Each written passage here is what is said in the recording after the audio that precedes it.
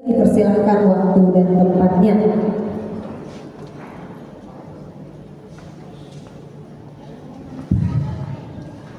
Baik, selamat pagi semuanya. Puji dan syukur kita panjatkan pada Tuhan Yang Maha Esa atas ketepatan yang diberikan kepada kita semua untuk berkumpul di tempat ini dalam rangka tentu saja memikirkan yang terbaik buat putra putri kita. Yang saya hormati Ibu narasumber, Ibu Christina, yang saya hormati rekan-rekan guru semua dan juga orang tua yang saya banggakan. Hari ini merupakan hari yang sangat penting sebenarnya ya, karena hari ini adalah hari di mana kita bisa sama-sama belajar untuk banyak hal, khususnya yang berkaitan dengan anak kita. Saya berterima kasih sekali kepada seluruh orang tua yang pada hari ini sudah hadir. Ini menunjukkan orang tua itu memiliki kepedulian pada anak-anaknya. Sekolah merupakan sebuah tempat di mana orang tua menempatkan anaknya untuk dibina. Namun, sekolah tidak akan dapat berfungsi dengan baik jika tidak ada dukungan dari orang tua. Jadi, kepedulian dari Bapak Ibu yang hadir pada hari ini menunjukkan kepedulian Bapak terhadap anak Bapak Ibu dan juga terhadap pendidikan di sekolah ini. Nah, saya berharap nanti melalui apa yang akan disampaikan oleh narasumber yang memang secara khusus didatangkan, seorang psikiater dan juga seorang psikolog gitu ya. Ya, jadi ibu ini sudah punya pengalaman yang sangat banyak, sudah diundang di mana-mana. Nah, kemudian untuk kegiatan parenting ini merupakan sebuah kegiatan yang memang difokuskan oleh pemerintah. Mengapa? Karena kita melihat keadaan anak-anak di Indonesia ini. Banyak sekali anak-anak kita karena pengaruh dari gadget, ya, kehidupan mereka, karakter mereka itu sudah tidak seperti kita di zaman kita dididik dulu ya, di mana kita punya kedisiplinan, punya ketangguhan, ya kan? Kalau ada hal-hal yang sulit, kita pasti akan berjuang, begitu ya. Tapi Bapak Ibu bisa melihat anak-anak zaman sekarang ini sedikit saja ada kesulitan, apa yang terjadi? Mereka akan cepat menyerah ya, maka disebut sebagai apa? Generasi stroberi.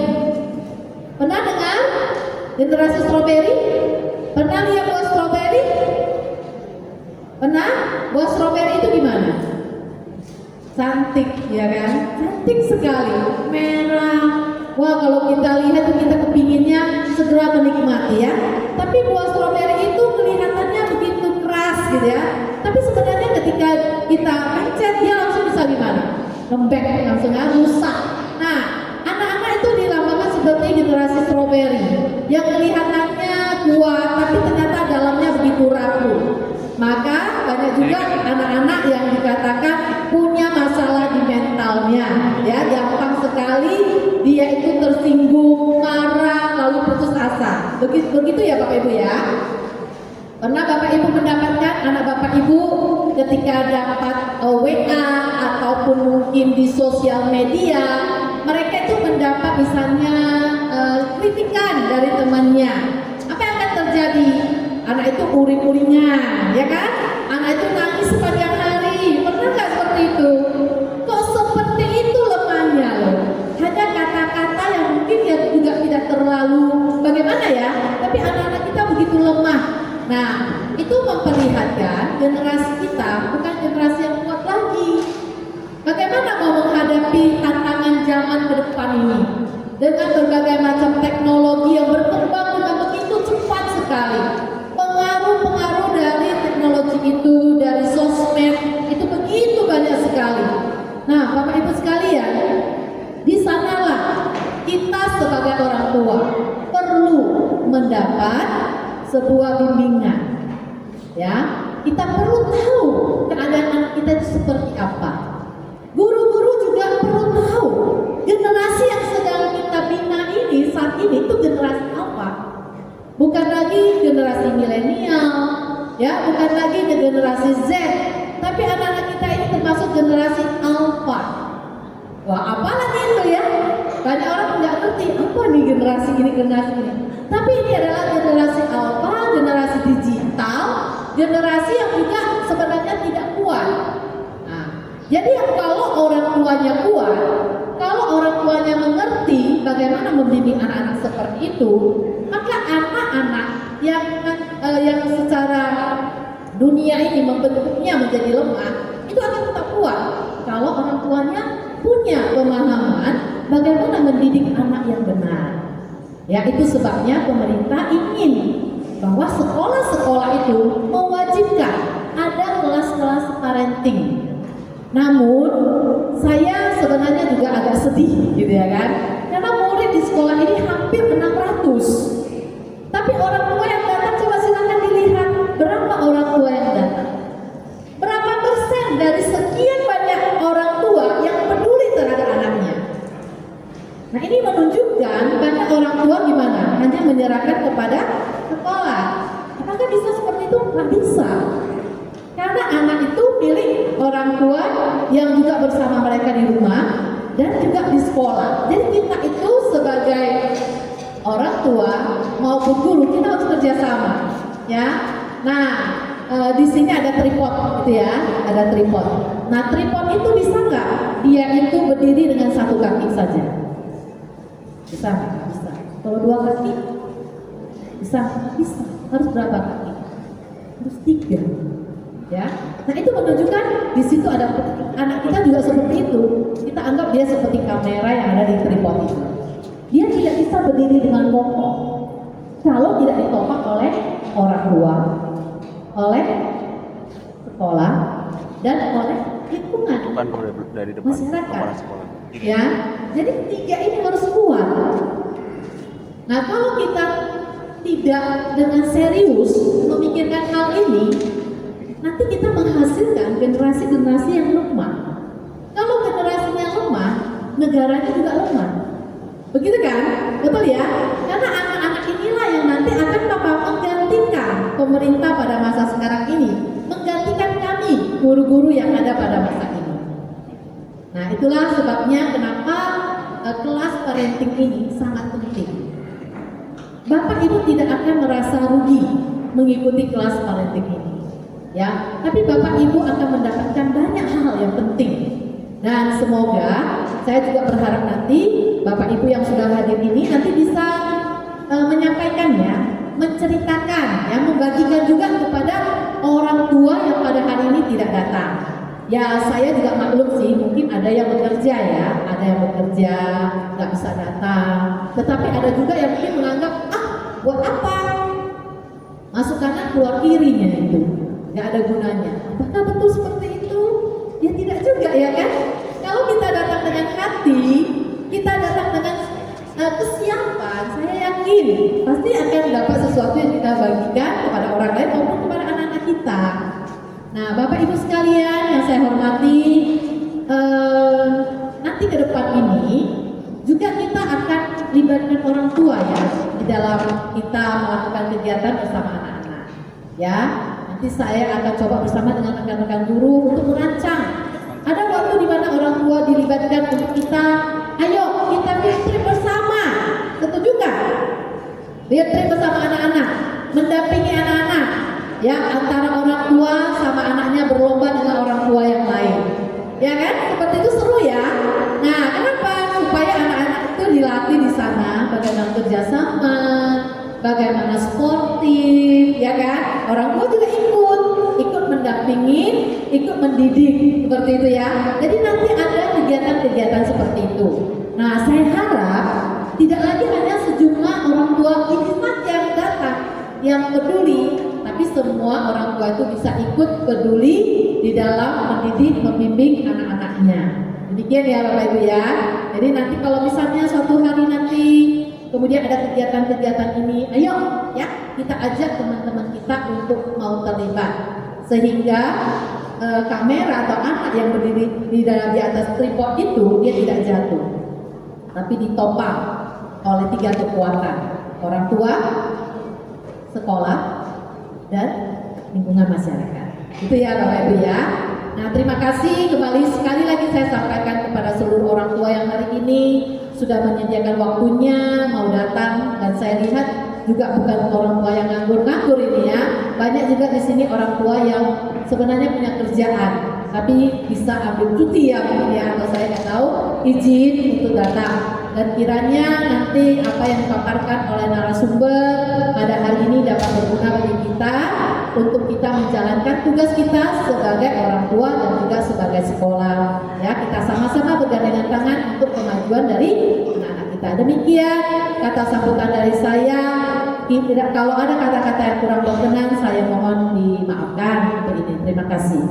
Terima kasih kepada Ibu Dwi MSS selaku Kepala Sekolah SD Swasta Sultan Agung Pematang Siantar.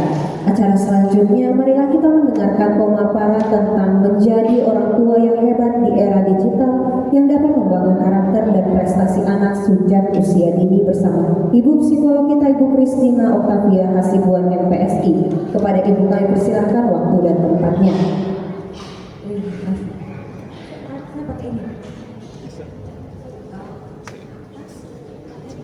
Oke, selamat pagi Bapak Ibu sekalian.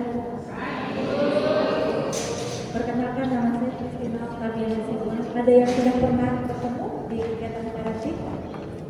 Belum ya? Kecil kali suara mic-nya. Lihat ternyata sambungnya di sini ya. Satu apa kali? Satu.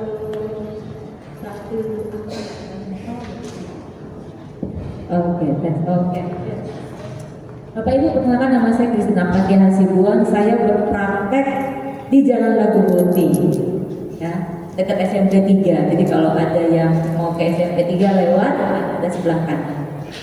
Saya buka praktek di Jalan Lagu Boti, praktek psikologi sama terapi untuk anak berkebutuhan khusus. Sejauh ini, selama 2 tahun ini itu aja kegiatannya. Sebelumnya ada di kampus Del, ya, dulu saya di kampus Del, cuman lumayan jauh, setiap minggu harus seminggu 2 kali, biasanya Kamis Jumat, ya, Siantar, Lagu Boti, dan itu cukup melelahkan. Akhirnya saya undur diri, saya minta undur dari mereka karena lumayan melelahkan, gitu ya. Ada juga di Halodoc, cuman saya berhenti juga karena kami harus mantengin handphonenya gitu. Di jadwal praktek kami harus nengokin gitu ya. Nanti kalau udah 30 detik nggak di set dapat peringatan. Saya terganggu dengan itunya karena harus nengokin handphone gitu.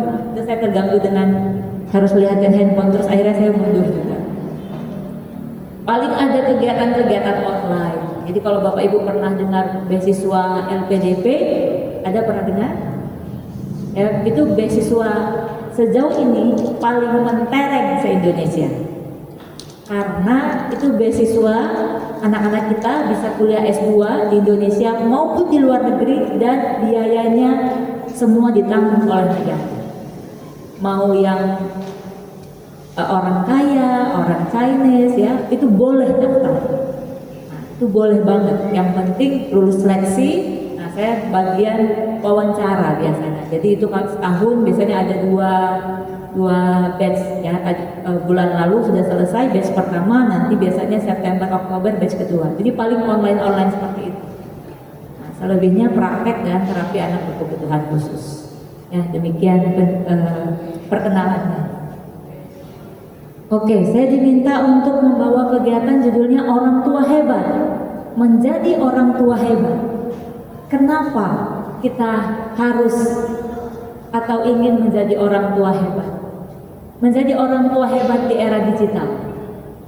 Tujuannya adalah membangun karakter dan prestasi anak sejak dini.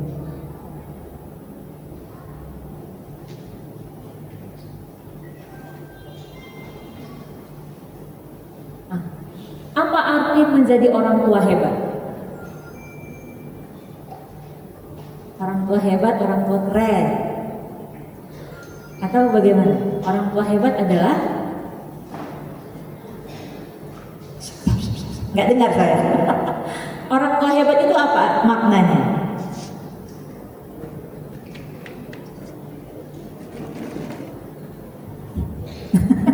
Orang tua hebat itu apa? Apa yang kita tahu tentang orang tua hebat? Orang tua yang banyak duit, Bisa. Orang tua yang gimana? Orang tua yang gak ada yang mau bicara. Orang tua hebat dalam definisi saya adalah orang tua yang berperan. Kita bisa banyak duit, tapi banyak sekali orang tua tidak berperan. Kenapa? Terlalu sibuk. Bisa juga ada ibu rumah tangga sehari-hari di rumah tapi juga sibuk. Yes or yes? Yes, dari bangun pagi sampai mau tidur, mulai dari bangun tidur sampai mau tidur terlalu sibuk ngurusin rumah. Tapi sayangnya tidak berperan untuk anaknya. Berperan di rumah tangga tapi mungkin tidak berperan di perkembangan anak. Nanti kita lihat ya, apakah kita berperan atau tidak. Nah, orang tua yang hebat buat saya definisinya adalah orang tua yang berperan. Nah, pertanyaan selanjutnya, apa peran Bapak? Sini ada bapak-bapak. Apa peran Bapak di rumah tangga? Apa Pak? Boleh satu lagi mikrofonnya? Apa Pak? Oke. Apa ini Pak? Peran Bapak di keluarga Pak? Yang pertama pastinya cari nafkah untuk Cari nafkah. keluarga. Kedua, yang ketiga sebagai patron lah bagi anak-anak untuk tingkah lakunya di keluarga. Oke, patron ya, kayak role model gitu ya. Oke, untuk tingkah laku di keluarga. Oke, ada lagi? Mengayomi. Yes. Itu kalau jalan jadi itu anaknya Pak. Nanti kita lihat ya. Apa nih Pak? Peran Bapak di rumah tangga. Ya palingan selain memberi nafkah, pastinya menjaga keluarganya. Menjaga maksudnya gimana? Tidak, Oh. Iya, lebih mengayomi lah. mengayomi. Oke. Benar, security feeling ya. Nanti saya jelaskan ya. Nah, saya setuju ya. Berarti udah dapat. Peran Bapak itu yang pertama adalah kepala. Lalu cari nafkah. Ya, kepala itu maksudnya pusat manusia itu kan ada di otak ya. Otak itu di mana? Di kepala. Artinya pusat keluarga itu ada di mana? Di Bapak. Ada istilah surga di bawah telapak kaki ibu. Ayo ibu-ibu coba lihat lagi. Ada nggak? Sayangnya nggak ada. Karena ternyata pusat keluarga itu ada di Bapak, bukan di ibu. Jadi salah total ketika ada keluarga yang menaruhkan pengasuhannya itu di ibu. Itu salah. Ya. Nanti sama-sama kita breakdown. Kenapa itu keliru? Karena ternyata kepala keluarga itu adalah Bapak. Yang cari nafkah, Bapak. Pendidik. Di rumah yang ngajarin anak kita belajar siapa? Siapa Pak? Hah? Guru les. Yang lain siapa yang ngajarin anaknya belajar? Guru les. Siapa? Kebanyakan siapa? Kebanyakan ibu. Berarti kebanyakan ibu dan guru les. Loh, jadi bapaknya kemana? Cari nafkah. Cari nafkah kan pagi sampai sore. Anak-anak belajar di rumah malam kan? Artinya sebenarnya bisa bapaknya ya. Gini nih. Ini kita diskusikan aja ya. Selama ini kan yang ngajarin belajar ibu ya. Padahal menurut penelitian itu akan sangat baik sekali kalau dilakukan oleh bapak. Kenapa? Karena struktur otak perempuan dan laki-laki diciptakan berbeda. Kalau perempuan didominasi oleh perasaan. Tapi kalau laki-laki logika. Pernah berantem sama suami Bu? Oh pernah dong. Masa nggak pernah ya, saya juga pernah. Kalau berantem bapak bilang apa? Mana otakmu? Gak kau pakai logika. Pikirkan baik-baik, gak pas yang kau bilang. Pas itu kan hitungan matematika ya, logis. Tapi kalau perempuan berantem bilangnya apa? Oh? Gimana perasaannya? Karena nggak bapak yang ngerasain. Iya kan? Terus kalau ngambil keputusan kayak mana? Ngambil keputusan. Kurasa perasaan. Jadi perempuan itu ngambil keputusan nggak pakai logika. Bukan karena kami nggak punya ya Pak. Punya. Tapi Tuhan menciptakan struktur otaknya begitu. Sehingga ketika mengambil keputusan, kurasa Pak, mama rasakan. Nah itu karena perasaan. Jadi kalau anak dekat sama bapak, yang terasa apa? Logikanya. Jadi kalau mau pinter anak kita matematika, fisika, kimia, jadi pemimpin, yang ngajarin belajar siapa? Oh cepet kali mama. Bapaknya masih diam aja. Siapa yang ngajarin belajar? Siapa? Kalau anaknya mau pinter matematika, fisika, yang ngajarin belajar siapa Pak? Hah? Bapaknya. Oh langsung menyerah bapaknya. Langsung kasih Pak ini ya. Siapa Pak yang ngajarin belajar? Oh cepet kali. Siapa Pak? Kalau mau pinter yang ngajarin belajar siapa?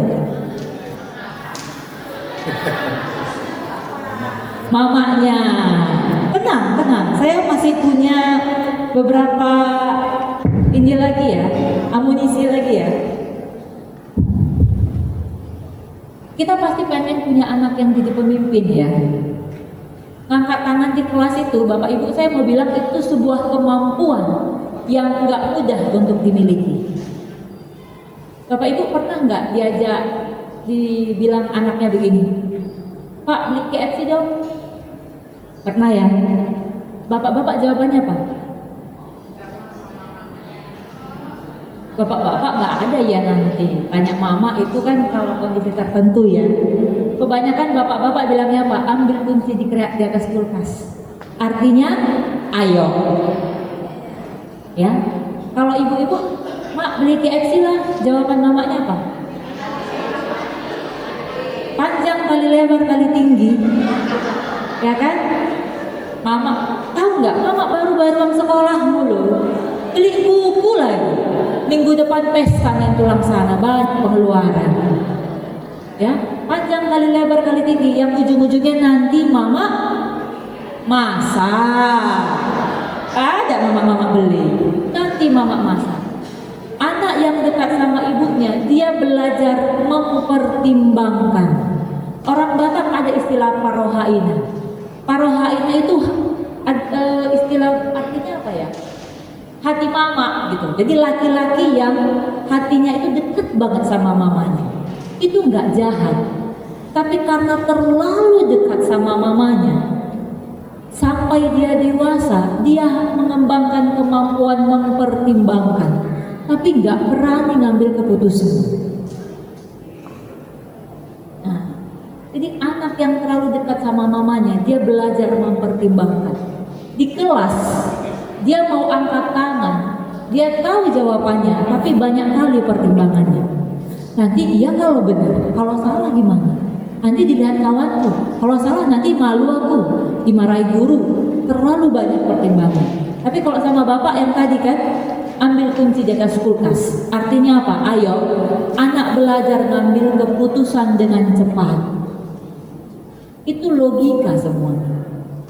Bahkan ada saat bapak-bapak nggak punya uang. Waktu diajak anaknya beli KFC, jawabannya apa?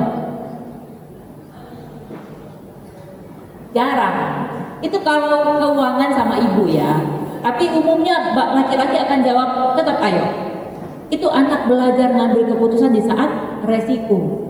Contohnya gini, 2 tambah 2, orang nggak harus mikir ya. Langsung angkat tangan. Nah, itu yang tadi, ayo. Waktu bapaknya bilang ayo, dia belajar ngambil keputusan dengan cepat. Dia langsung angkat tangan. 2 tambah 2 sama dengan 4. Tapi 2x tambah 3y sama dengan. Itu butuh penalaran kan? Butuh ngambil resiko. Nah, jadi anak yang dekat sama bapaknya, minimal dia berani angkat tangan di kelas. Enggak semua anak berani ngangkat tangan di kelas.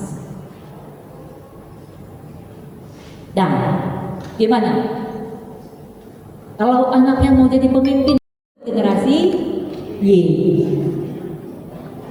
Lalu yang lahir tahun 95 sampai 2009. Masih ada ya? Masih ada. Oke. Generasi Z. Lalu yang lahir tahun 2010 sampai 2024 pasti anak-anak kita ya. Anak-anak kita. Iya. Generasi Alpha. Yang terakhir lahir tahun ini disebut generasi Beta. Cara membacanya begini. Coba yang generasi X tadi siapa? Generasi X. Yang generasi X ya, 65 sampai 79. Oke, Bapak ya. Anaknya lahir tahun 2007. Bapak generasi X, anaknya generasi Z. Pernah dengar istilah gap generasi?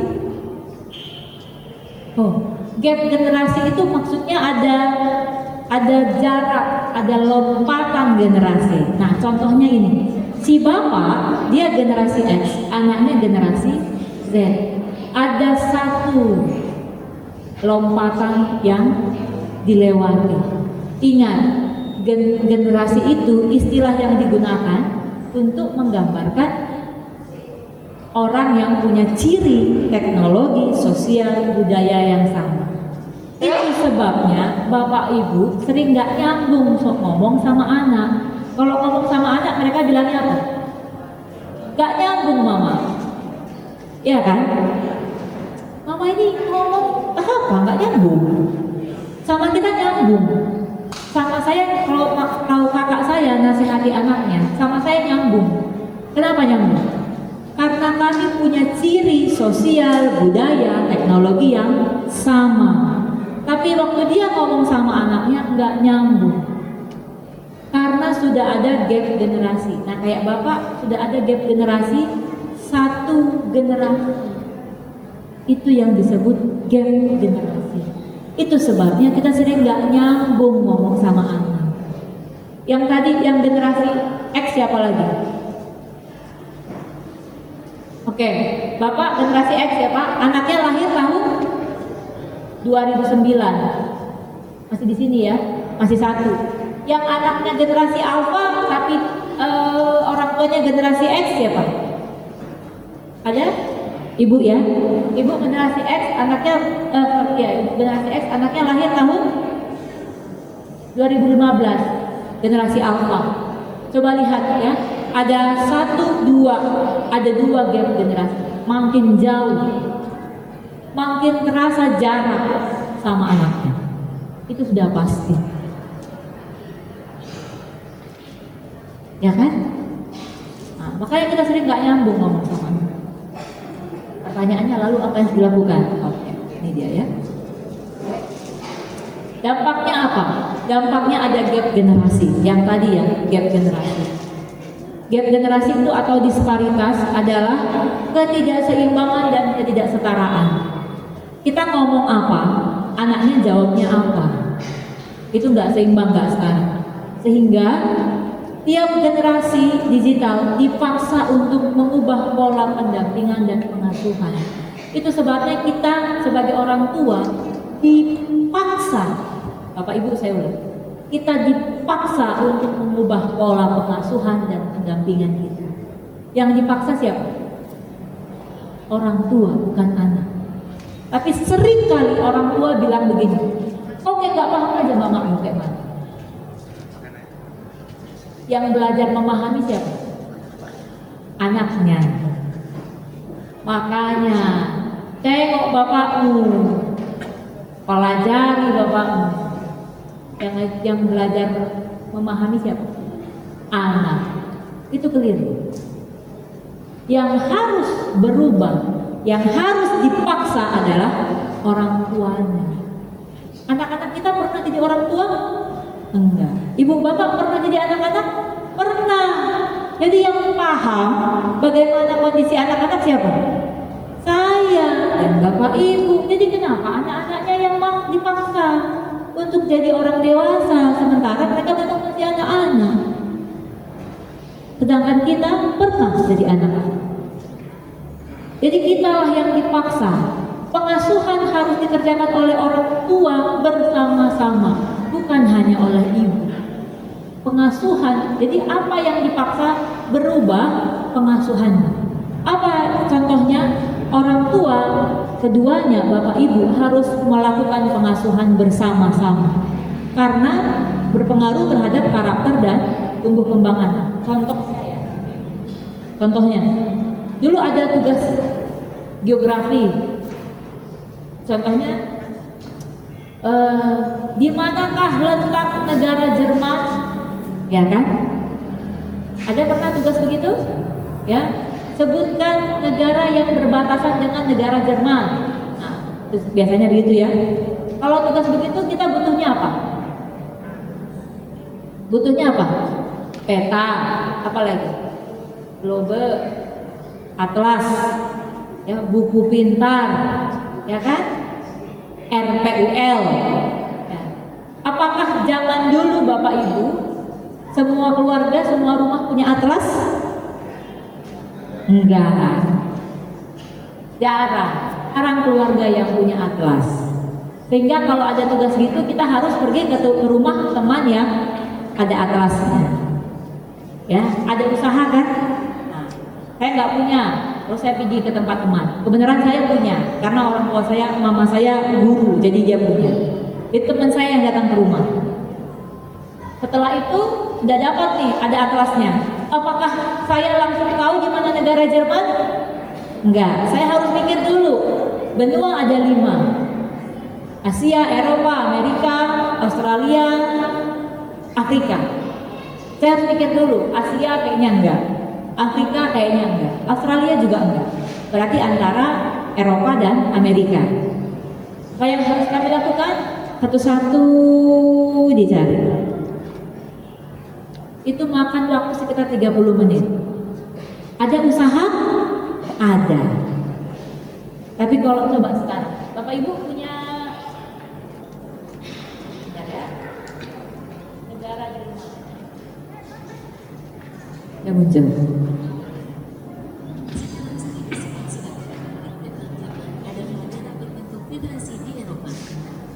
Ada usaha saya? Hampir tidak ada. Di rumah siapa yang nggak ada handphonenya sekarang? Nggak ada, nggak mungkin. Yang tadi dibilang kepala, kenapa anak zaman sekarang mentalnya mental strawberry, mental memory? Karena hampir mereka nggak punya usaha. Yang tadi ya, tadi satu tugas, satu soal aja prosesnya banyak banget. Kalau sekarang mah nggak perlu. Saya bahkan nggak perlu ngetik, saya hanya perlu suara, lalu dia muncul. Saya penasaran, nah langsung muncul nih benderanya apa, dan saya langsung tahu negara Jerman berbatasan dengan Britania Raya, Denmark, Poland, Austria, Prancis dan lain sebagainya. Saya penasaran, saya tinggal klik di sebelahnya. Saya penasaran lagi, saya tinggal klik di sebelahnya ada video. Anak zaman sekarang hampir tidak ada usahanya karena handphone. Di rumah siapa yang ada handphonenya? Nggak mungkin. Satu rumah bisa 5 handphone kan? Kami di rumah 3 orang, 3-3-nya punya handphone. Apakah itu mengganggu pressure atau tekanan dari anakku? Kami karena pasti ada segala sesuatu, ada efek sampingnya ya. Kami memisahkan dan kami membaca dalam perilaku anak bermain itu bagaimana, hobi-hobinya dalam bermain itu pun ada, tidak sama. Nah, jadi kami orang tua ini berpikir ini membedakan lagi ya. Kami takutnya si A ada kecenderungan sosialnya, kami takutnya seperti itu Bu. Terus pola pikir anak juga kita takutnya juga nanti kita kasih pressure yang seperti itu. dia membandingkan di luar atau lingkungan loh, begini kehidupan di luar begini kok kami di rumah begini. Nah, tapi kami sebagai orang tua, kami harus berpikirnya positif. Kita jangan ada kena doktrin dari anak juga, karena mereka pasti bilang kok di sana bisa, kami tidak bisa. Nah, itulah tugas kami. Kebetulan anak saya baru naik kelas 2 ini Bu, di saat bibit-bibit unggulnya itu datang dari orang tua Bu ya, bibit unggulnya itu datang dari tua. Dan kami juga harus butuh guru, walaupun orang tua kami juga harus butuh guru. Dalam artian zaman ke zaman itu perubahan demi perubahan itu pasti bertumbuh dan lebih kencang lagi. Kita takut kita kalah start dalam artian mendidik anak itu sesuai dengan apa yang di sekolah. Karena zaman sekarang kami bertanya kepada anak, "Nak, tadi ada kegiatan apa ya?" Dia nggak akan mau cerita Bu. Kenapa? Di memorinya itu, aku sampai rumah tugas dari ayah sama ibu itu apa, saya harus lakukan itu. Kenapa? Kami dari kecil kami harus didikan tanggung jawab. Dalam artian bibit itu harus kita bikin baik kan itu. Di saat kami ada problem, namanya kita ini orang tua, apakah kita terlalu gimana ya? Dibilang terlalu kejam, tidak terlalu tegas juga, atau terlalu menekan ya? Kita kasih pressure. Ya, karena kami masih ya muda juga Bu ya, karena nggak tinggal, kita nggak akan tinggal. Dalam artian orang tua itu harus memang pacunya lebih tinggi. Dalam artian apa? Kalau lajunya semakin tinggi, anak pun pasti ngikut. Dalam arti satu perilaku dan perbuatan orang tua. Anak itu hanya mendengar, melihat, karena apa? Dalam artian anak itu nggak akan mendengar suara, dia akan melihat gerak. Dalam artian kegiatan orang tua pun di rumah. Berarti apa? Contoh. Teorinya tidak terlalu penting sama mereka, tapi apa? Perbuatan. Dalam artian me time mereka dengan anak itu gimana? Itu yang saya khawatirkan. Apakah saya saran memberikan jadwal pagi Bang, alhamdulillah saya Muslim, subuh itu wajib sama mereka. Jam 5 pagi itu harus start bangun walaupun dengan paksaan. Gimana caranya? Tidak bunyi alarm itu dia terbang. Dalam artian malam sudah kita ingatkan, nah ingat jam berapa bangun besok, jam memori tersimpan gitu. Ya dalam artian gini Bu, apakah kami orang tua ini salah untuk memberi jadwal jam per jam? Dalam artian apa? Tidak ada hari esok, hari ini harus selesai. Itu Bu, terima kasih. Sebelumnya Bu, maaf kalau ada salah kata. Oke, siap Pak. Oke, ada lagi? Ada lagi Bapak Ibu?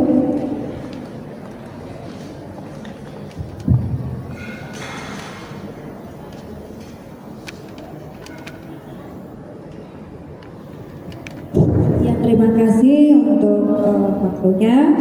Saya perkenalkan dulu diri dulu. Anak saya ada di sini kelas 2C. Jadi yang membahas tentang gadget tadi ya Bu, ada dua pertanyaan. Kita sebagai orang tua kadang kesulitan untuk mengatakan bilang jangan main handphone gitu. Artinya kalau kita bilang jangan main handphone, tapi tetap juga istilahnya tetap main handphone itu kesulitan orang tua di situ. Yang pertama pertanyaannya. Pertanyaan yang kedua itu untuk di zaman yang sekarang ini, apa dampak positif dan negatif gadget itu bagi anak-anak? Itu aja, terima kasih. Ibu, ada lagi?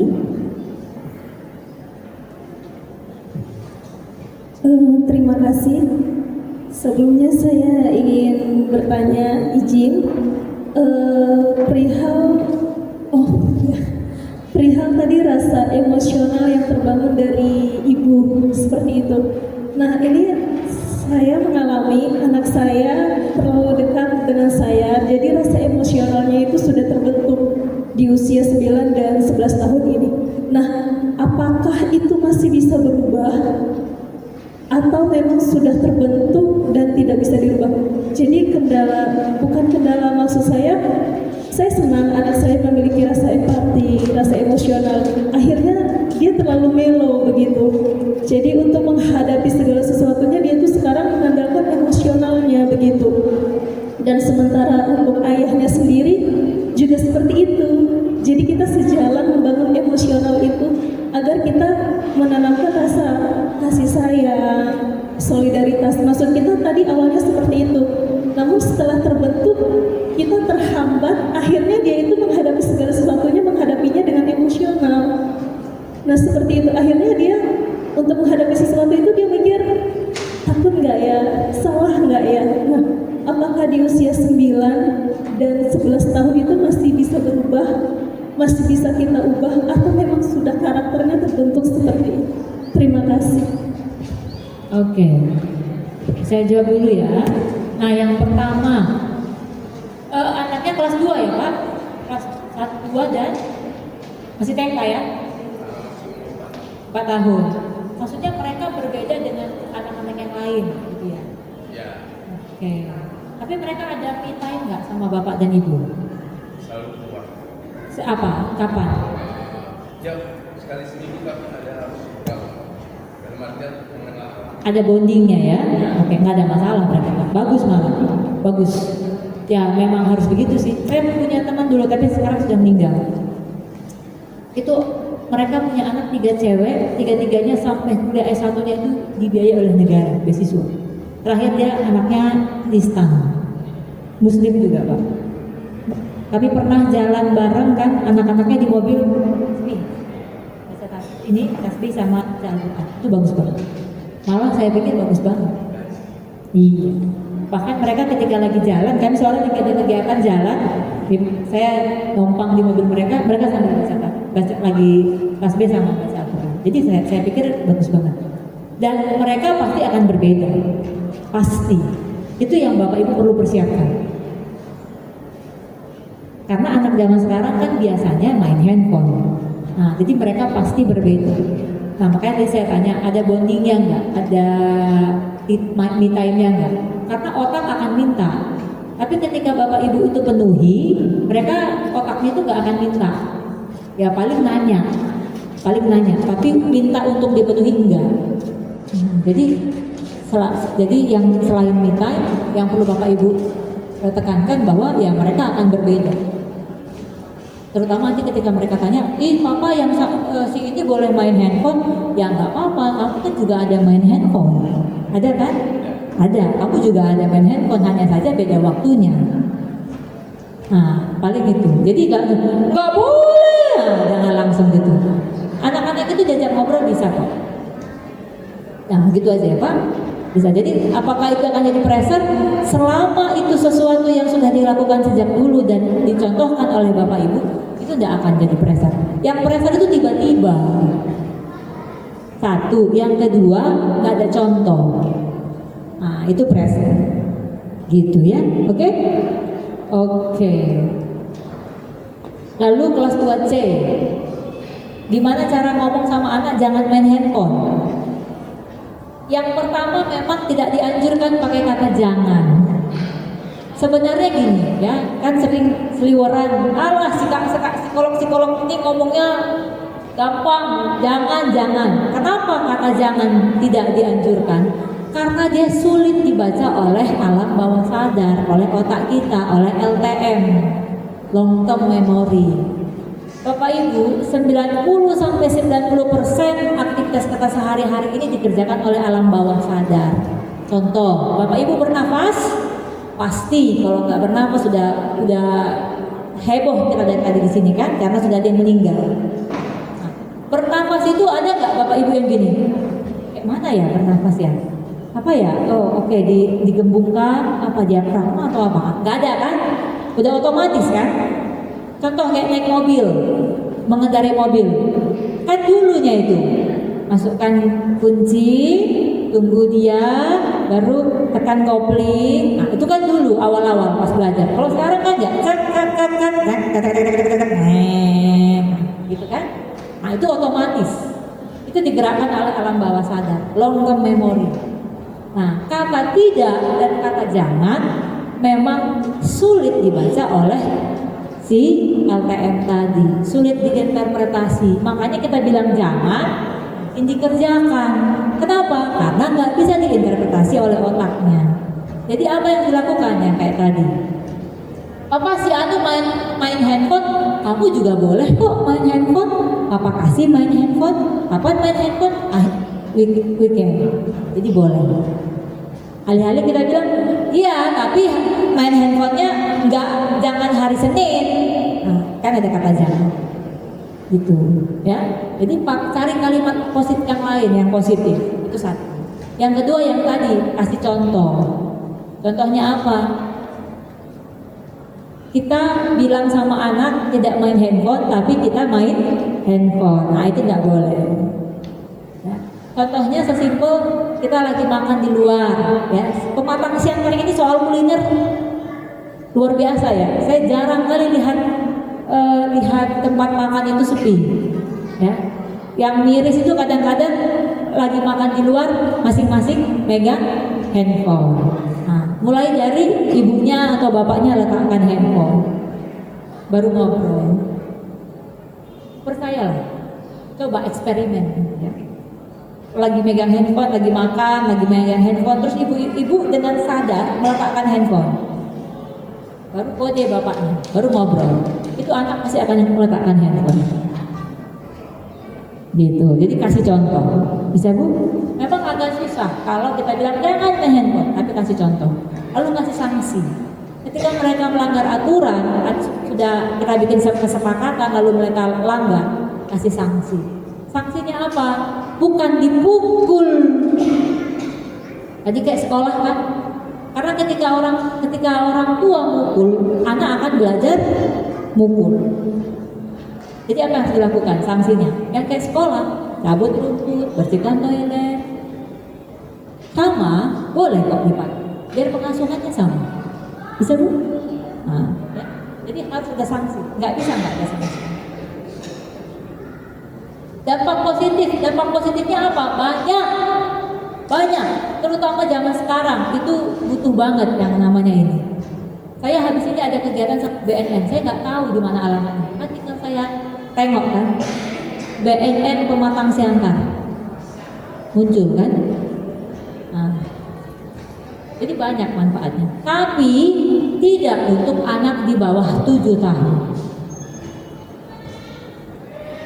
Tidak untuk anak di bawah 7 tahun. Di atas 7 tahun boleh, tapi tidak dianjurkan. Paham ya itu? Boleh, tapi tidak dianjurkan. Siapa yang punya Apple? Yang punya Apple siapa? Bukan. Yang siapa? Ada weran-werannya siapa?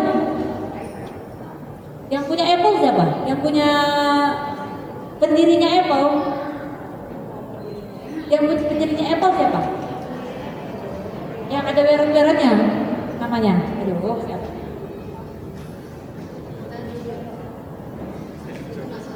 Oh, Steve Jobs. Nah, bahkan Steve Jobs sendiri nggak kasih anaknya handphone kok. Kenapa coba? Karena dia tahu dampak negatifnya. Dampak positifnya ada banyak. Tapi untuk anak-anak lebih banyak dampak negatifnya daripada dampak positifnya. Jangankan untuk anak-anak, untuk orang tua. Tadi kan sudah kita bahas. Orang tua zaman sekarang mengasuh anak pakai handphone. Orang tua zaman sekarang membangun rumah tangga pakai handphone. Ya kan? Nengok standar TikTok kan? Jadi banyak positifnya banyak, tapi lebih banyak negatifnya. Jadi kalau saran saya, anak-anak di bawah 7 tahun gak usah main handphone. Di atas 7 tahun boleh, tapi tidak dianjurkan. Kalaupun mereka mau main handphone, ada batas waktunya. Dan Bapak Ibu duduk di sebelahnya. Bu, Pak, saya maksa diri saya. Saya ulangi, saya maksa diri saya nonton Upin Ipin, nonton Marsha and the Bear. Bahkan saya maksa diri saya untuk belajar main FF. Tapi saya nggak bisa sampai sekarang. Tahu kenapa? Karena saya pengen sefrekuensi sama mereka. Jadi waktu mereka cerita, saya tahu topik bahasannya.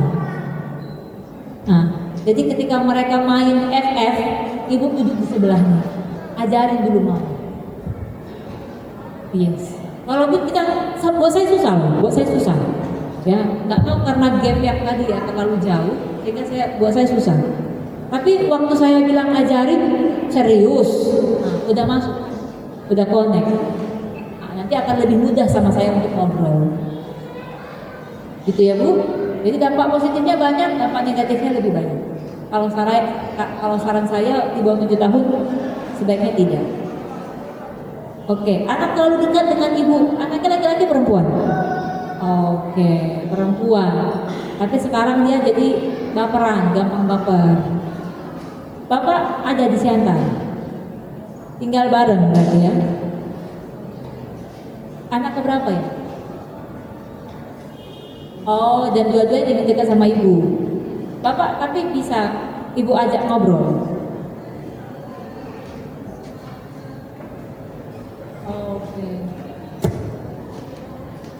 Oke.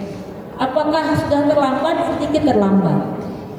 Ya, karena kalau dari teorinya psikososialnya Erik Erikson itu di bawah 7 tahun malah. Nah, tapi tidak apa-apa. Jadi mulai ibu mundur perlahan-lahan, peran bapak lebih dimajukan. Ketika anaknya baper, nangis, yang datang ke kamarnya bukan ibu, bapak. Ketok pintu, Papa boleh masuk nggak? Kakak kenapa? Papa boleh dengar nggak? Masalahnya apa? Nah, sekali waktu dia nggak akan cerita. 2-3 kali ditanyain atau dia diobrolin. Papa juga dulu pernah begitu. Papa pernah dibully, diajak teman papa. Apa sih menangani seperti ini dulu? Nah, kalau kamu mau ikut saran papa boleh, tapi kalau enggak juga nggak apa-apa. Kalau kamu nggak siap cerita sekarang nggak apa-apa. Nanti besok papa masih ada di rumah, kamu anytime bisa panggil papa untuk bisa ngobrol. Nah, jadi ibu mundur biar bapak yang maju. Untuk masalah belakangan ini 1-2 bulan ibu harus mundur dulu, kasih jarak dulu sama anaknya. Gimana? Itu nggak buat hatinya broken begitu enggak? Mesin anaknya makin broken. Selama itu orang tuanya kasih badan, ya, artinya perhatian untuk anaknya, enggak akan. Hanya saja dia akan shock sedikit. Makanya tadi saya bilang 1 kali dia mungkin nggak akan langsung cerita. Butuh waktu kan, makanya 2-3 kali baru nanti dia akan merasa nyaman dengan perubahan. Gitu, ya. Terima kasih banyak Ibu. Ya. Oke. Baik, sesi tanya jawab kita tutup untuk hari ini. Oh, masih ada lagi ternyata. Baik. Selamat siang Bapak Ibu semua, menghemat waktu juga saya langsung saja pertanyaan sharing. Jadi kalau anak saya ini Bu, untuk menerima suatu materi daripada suatu pelajaran itu, dia lebih cenderung bisa menggambarkan atau mengingat kembali dengan sistem video ataupun suatu ada yang di layar tampil. Jadi jadi pertanyaan di sini, bagaimana dan apakah yang harus kita lakukan supaya bisa anak saya ini menerima materi pelajaran itu dengan menjelaskan, guru menjelaskan dapat dia bisa menerima. Memang dia untuk menggambarkan suatu hal itu payah, tapi kalau ada layar ataupun video, dia lebih bisa menjelaskannya, mungkin menceritakannya kembali. Mungkin ada kegiatan yang kita lakukan, hal lain-lain. Mohon izin penjelasannya, terima kasih, selamat siang. Oke, kenapa dia harus bisa menuliskan, menggambarkannya dengan kata? Karena gini Pak, anak-anak itu kecerdasan itu dan cara belajar anak-anak itu beda ya. Ada yang audio, ada yang visual, ada yang menghafal. Kalau saya visual memang. Jadi saya bisa gini ya, ada TV di sana, saya belajar di sini. Itu saya konsentrasi. Justru kalau nggak ada TV, saya nyari. Dulu bahkan waktu di Unpad, saya pasang headset itu bunyi lagu, saya baca jurnal bahasa Inggris. Dan itu bikin saya lebih konsentrasi. Istilahnya bikin saya lebih khusyuk belajar. Gak apa-apa. Main goalnya kan anaknya paham pelajarannya. Gitu. Tapi untuk sementara kalau di sekolah itu kan sifat belajarnya itu bukan berupa layar ataupun video penjelasan daripada gurunya. Jadi kegiatan apa yang kita lakukan ataupun trik bagaimana cara membuat trik ini supaya anak ini bisa mengalihkan dari proses melihat gambar video ke prosesnya mendengarkan untuk bisa menggambarkan apa yang disampaikan oleh gurunya. Demikian. Itu akan sulit Pak, karena gini, otaknya itu yang paling banyak berkembang terstimulasi itu area visualnya. Jadi dia akan lebih mudah menangkap informasi yang bentuknya video visual. Nah, jadi bukan gimana caranya supaya berganti, bukan, tapi gimana caranya supaya visual itu bisa dia tuliskan dalam bentuk kata, gitu. Oh ya, boleh. Baik, untuk pihak sekolah, kami guru-guru itu juga sudah diberikan pemahaman bahwa setiap anak itu berbeda. Seperti kata ibu ini ya, ada yang visual, ada yang audio, ada yang kinestetik. Jadi guru-guru ini pun sudah dilatih untuk menyampaikan pembelajaran itu tidak dengan satu jenis, bukan hanya ceramah seperti itu. Makanya kalau Bapak lihat di Sultan Agung ini, setiap kelas itu punya proyektor. Proyektor itu berguna untuk apa? Yaitu untuk menampilkan video, gambar. Tapi memang tidak bisa terus-menerus video, karena ada anak juga yang dia audio, mendengar penjelasan guru.